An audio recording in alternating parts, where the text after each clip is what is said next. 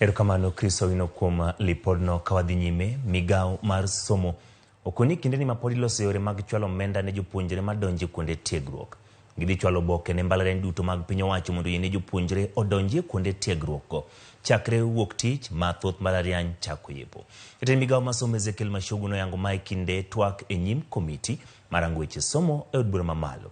Bang' jo od bura kete gi penjo mathoth e gimomiyo iyawo kuonde tiegruok kapok piny owacho chwalo omenda mag somo. Jafwambo marwa Mondi miyowa ler. Gima tin ne jumbe ariyo kende to iloro mbui maroro kwayo mag hola ne jopuonjre mag mbalariany. Atamalo 30 kende mag jopuonjre ma oseoro kwayo maggi mag hola. Mane oyang kod jatend migao mar somo Machogu mane ochopo mar duoko penjo mag sir ne jopuonjre nyim kamiti mar somo. Penjo mathoth ne owuok ewi gima omiyo mbalariany ruyo yepo e kinde ma pok jopuonjre ong'e kata ni ibiro migi omenda mar somo kata oyo.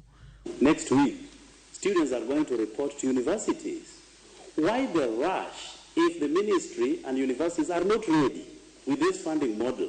Why not wait until we are so sure that so and so from this kind of community has gotten this amount of money? Children should go to school, and there will be clear instructions from your office that no child will be chased away. That is the elephant in the room. So as we work out all the other modalities, that is the assurance we want from you that Monday those children should go to school and nobody will turn them away. Weche makamagi ne ochuno jatend migao mar somo mondo sing ndiko ne mbalariany mondo yiene jopuonjre donje mbalariany maonge omenda mar somo nyaka chop piny owacho oro omenda ne kuonde tiegruok go.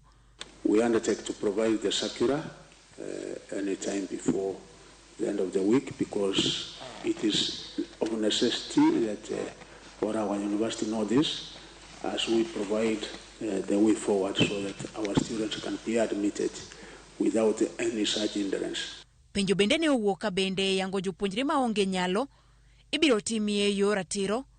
Gino mama Machogu ne osingo ni biro timore yo makare. Piny owacho ne oseyango ni jopuonjre 45,000 e mbalariany kod 42,000 e kuonde tiegruok mag tije lwedo biro yudo sir mar sirikal chuth.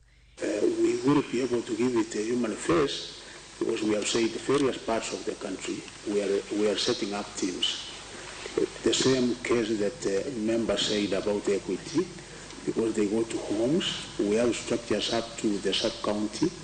Those identified so that we are able to confirm that actually the information we have been able to get is the right and correct information. This is based on every Kenyan who qualifies in any category will be covered, and there is no another criteria that you come from such part of a country. Nyaka sani jopuonjre 75,000 kende ewi jopuonjre 285 ema oseoro kwayo maggi ka 1,900 to ok nyal oro kwayo mag hola nikech gionge kod opande. Jatatije mar dul machiwo omenda ne jopuonjre Charles Ringera ne okoni gisewuoyo kod mbalariany mondo yiene jopuonjre go osome kinde magirito opande mondo migi yud hola. Judith Omondi, Ramogi TV.